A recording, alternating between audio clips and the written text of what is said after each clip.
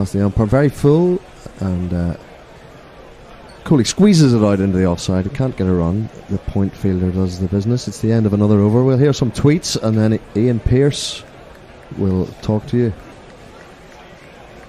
His Excellency Mojo Jojo says Coley averages 70.83 in the fourth test of a series, the highest for him in any test of a series. Barry Goodman, a batsman who looks like a muppet, isn't that Keaton Jennings? The encyclopedia that is Knuckle. We did that game where Australia had 2 long stops for Brendan McCullum. Impromptu decision broadcast made in the pub. Q BMAX scoring the fastest ever Test 100. Also, Pujara is Sam the Eagle. Well, if it's a game, we've done it. And it's good to have international rap artist Ian Pearce back in the ball-by-baller's chair. And was it failed Matador Ed Benson on jingles? And Martin staying with us. But Ian, you were telling us that you were pointing us out your commentary box from Southampton Hospital Radio, full of boozed up people who'd caused the financial crash, but no worries. At least they can't do any damage from there today, you hope. Well, yeah, it depends what sort of state our equipment is in when we return for the next championship match with Somerset. We've got a bowling change.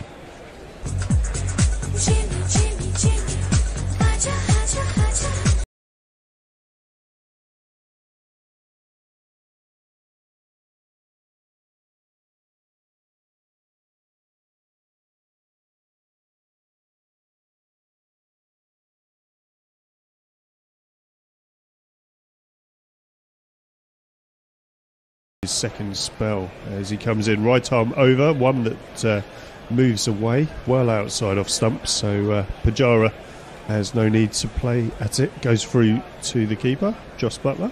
Martin, I haven't been concentrating. I've been in the green room trying to teach Hendo to be politically correct and failing. And so I was wondering how you think this morning's start has gone. It seems pretty even Stevens to me. 2 wickets for England, but another decent chunk of runs for India. In my opinion, Curran's bowled a little bit tighter than Broad. Broad's bowled a load of crap outside the off stump. I'll just break off. Yeah, Anderson in again, and almost identical to the previous delivery where it's well wide of off stump and moves away. Broad has taken his wickets by virtue of surprising the batsman with a straight one, with a little bit of movement off the pitch. Interesting, I've just noticed actually the sun's gone behind the clouds, so I wonder if that means it's going to move around a little bit more now. It could do. I mean, you get mornings, or it's not uncommon down there for the clouds to sort of move across quite quickly. So the weather can change from sort of 10 minutes to the next as Anderson comes in again. And Pujara chops down on that one, and it goes out to the man at backward point for a single. Well, we saw it can swing pretty consistently yesterday. It seems to be something in the overall... I know swing is meant to be to do with air turbulence, and part of that is to have warm weather. Of course, across the UK this summer we've had warm weather pretty much constantly, so perhaps in a weird way it's not that surprising. It swung pretty constantly. Yeah, and it's normally a good pitch here. That I think it looked like a good pitch yesterday. Yeah, good bowlers get something out of it. That some of your county trundlers can look very ordinary on here, but you know, class bowlers like Jimmy Anderson, although he's got no wicket yet, will do well, as that one is left alone by Coley, taken by Butler behind the stumps, no run. No, I agree. I definitely don't think it's a 250 all-out pitch. I thought they were at least 50 short of par, and it's for the bowlers to drag it back, I suppose. Yeah, and I think sometimes it's also a pitch that does actually get better through the game, that some of its best times to bat on can be the second and the third day. I remember Sangakkara drawing a match here and batting the final day and a half. Yeah, that's right. As Anderson bowls, Coley has a go at that one, but it's wide of the slips and he gets 4 more. Very fortunate.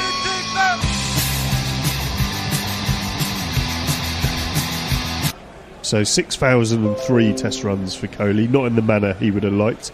Seemed to just push at that one, and one he shouldn't have really been going after. Yeah, I'm not sure though, even if there had been a 4th slip or a gully, that would have carried it.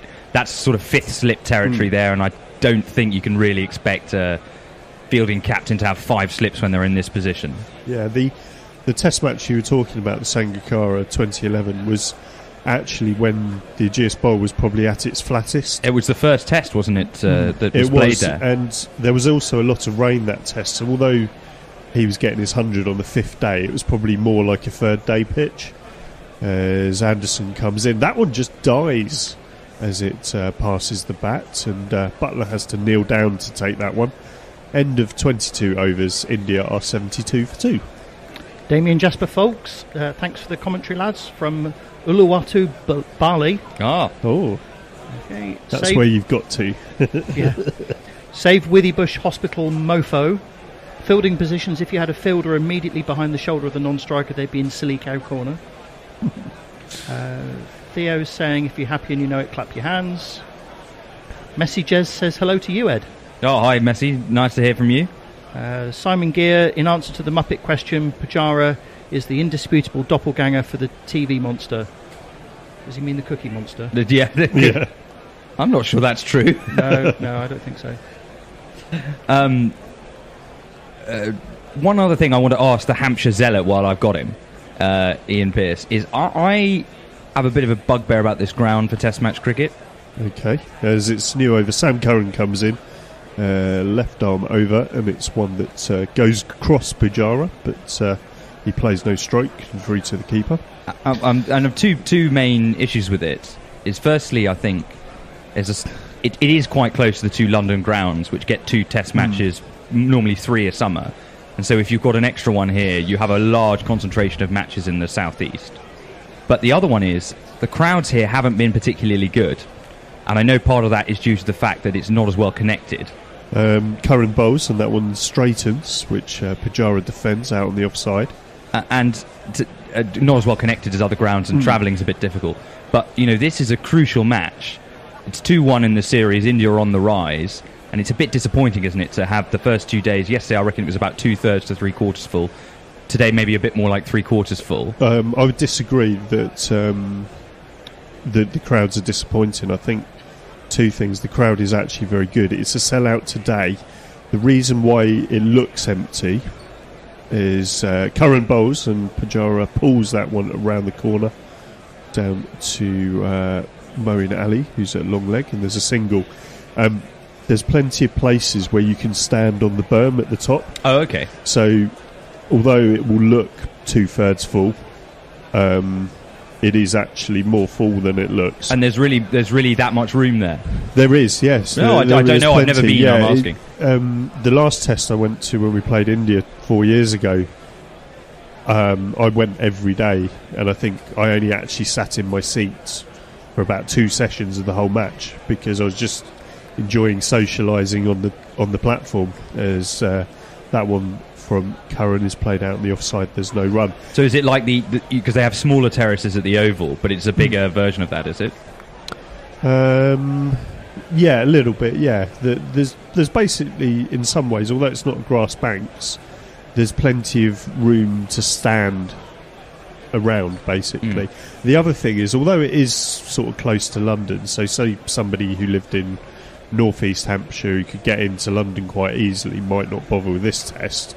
There's a lot of people who've gone to this test from, say, the west of England as Curran bowls, and it's just defended by Kohli, no run.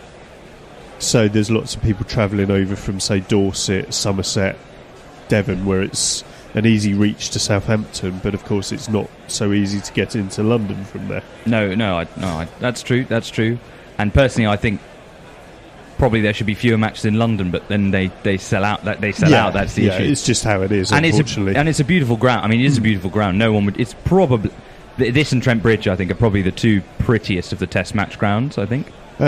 It depends whether there's people in it or not, as the last ball of the over from Curran is left alone by Kohli, 73 for 2. Do you want to catch up on the tweets, Martin? Yeah, we've got the first "We're Doomed" of the day from Wewe Pom Pom. Jonah says, "Do we have an instant karma jingle for Ishant Sharma?" I'm sure someone will make one of those up. Messi Jez says he thinks that Jimmy's starting to swing it a bit too much. I suppose swing is a bit like aftershave. There is such a thing as too much. Yeah, that's very true. Sarav Vatsane says the best jingle belongs to Jimmy Anderson. Which one? I imagine it's the one Jimmy, you just Jimmy, played. Jimmy, yeah. Or the Jimmy Archer. That one.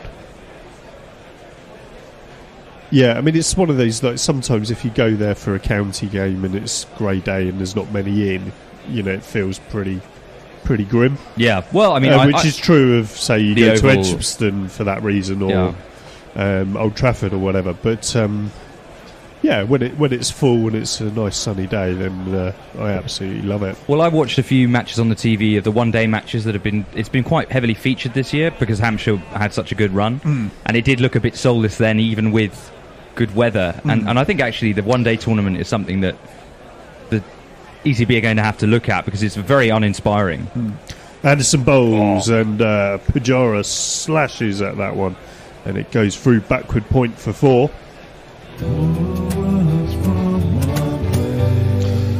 Yeah, that one. That's a Does loosener. that swing away as well, and that means that Pujara's got loads of room to play that one safely. Hits it very hard, and yeah, 4 more to him. That was definitely a hit me ball, wasn't it? Yeah, it was short, wide, as you said, Ian, swung away. And that's something here that a feature of the Ageas Bowl, that some of our bowlers, when they go a bit too short and they're not quite quick enough, can be hit quite easily, as this one is worked through mid-wicket and they're going to be able to get a couple. But, I mean, you know, I was watching these one-day cup matches on TV, Martin. I don't know. I mean, I consider myself quite a big cricket fan, and I was not inspired to go and watch any of them because it looked like a very low-key, uninteresting tournament with no atmosphere. And I know, Ian, you cover a lot of those matches for Hospital Radio, so I was wondering, having actually been to a lot of those games, what is your perspective on the competition? The matches that I attended, I thought, were pretty good. It depended very much on the time of day, as this one from Anderson is wide, left alone. So a night game under lights, for me, were a lot better. Oh, really? But if they were played in midweek, so I could think we had a game against Essex with a 10:30 start on a Tuesday. That wasn't very good. No. But we played Surrey on a Wednesday night under lights, and it was, you know, fantastic, as this one swings through and goes through to the keeper, no run. But you know, thinking about sort of atmosphere, spectator engagement and intensity, that all seemed really lacking for me when I was watching the matches. And I wonder, it seems a little bit almost pointless in that cricket now, one-day cricket, internationally is played so often, so regularly, and is such an expansion really on the T20 game, I think. Yeah, Anderson bowls and Pujara drives, but just goes straight to mid-off, no run. I sort of wondered whether the tournament itself wasn't a bit pointless. I mean, obviously it's, you know, exciting for the fans, but the final doesn't even sell Lords out now. I mean, it doesn't help playing it that early in the season, I would agree. Yeah, I mean, there was still 20,000 at the final. It's good. No, that is a good crowd. I don't know. I mean, I think the problem's going to be what happens after the World Cup next year, because 50-over cricket, to some extent, has been more important because England are making such a thing of trying to win the World Cup. Yep. So the domestic game is important, as this one from Anderson just bowls, Pujara chops down on it, no run, 79 for 2. The 50-over cup at the minute does feel worthwhile because people are trying to impress and get into the England team, even if there aren't any places up for grabs because people are playing well. But if England do win the World Cup next year, or even if they don't, how relevant will it be? Well, one of after those that? two things will happen. Yeah. How relevant will it be once it's been and gone? Well, Martin, you live near Scarborough. Do you go and watch them when they play in the outgrounds or things like that? No, unfortunately, I tend not to be able to get to the championship games, and Yorkshire, in their wisdom, have decided not to play the T20s at Scarborough anymore, presumably because they can't attract a large enough crowd. Or because there's too many, they can sell 10,000 tickets at Headingley as opposed to 3 or 4,000. Yeah. Yeah. So unfortunately, I don't tend to see a lot of live cricket. Fair enough. So Curran's new over, 0 for 9 from his 6 overs. He's done a good job actually of keeping that end tight. He has looked a bit. I sort of feel like having. I went in very hard about how I don't think he should have been selected, and then the last 2 matches have proved me wrong. So I feel like I'm being unduly negative. Fair enough. Left arm over, and Kohli has a go at that one. He's going to get 4 runs past the diving Johnny Bairstow at backward point.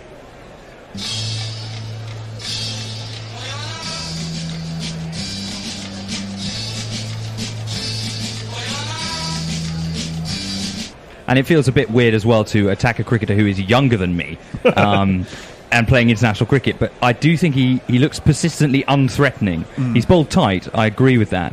But he hasn't really induced a full shot. OK, that went on the bounce just past backward point, but it was a loose delivery and deserved to be hit to the boundary for 4. I think when it was his very first test, he came on to bowl and looked particularly unthreatening. I'll finish in a minute as that one's tucked down to long leg for a single, and I think we got a sub-fielder on. Broad left the field at the end of the last over. And what happened? His first test and his first spell, Curran came on and we were sort of saying, well, he's not going to be quick enough, he's unthreatening, and then just took 2 wickets out of nowhere. Yeah, but I don't know. I mean, we were making the point yesterday that the only bowler who bowls at a similar level of pace to Sam Curran in international cricket is successful is Bhuvaneshwar Kumar, probably. In the same way, I think there are good comparisons there. And Bhuvaneshwar Kumar can swing the ball in and away, which Curran can't do yet. Yeah, he's switching to around the wickets as he bowls, and it's well wide of off stump. So Pujara has no need to play. And I suppose my point is, to succeed at that, although that was a bit quicker actually, that was about 83 miles an hour, but to succeed at the pace Curran's bowling, you have to be exceptionally skillful. Now, he may well develop into that bowler, but I am not convinced yet, especially when the ball doesn't swing, that he won't be cannon fodder. But he has the advantage as well of being a left-armer, which certainly helps with the angle. There's that variety, which means I would persist, and why I didn't think it was the right thing to drop him for the last test, as that one is a bit closer to Pujara, but there's no need for him to play at it.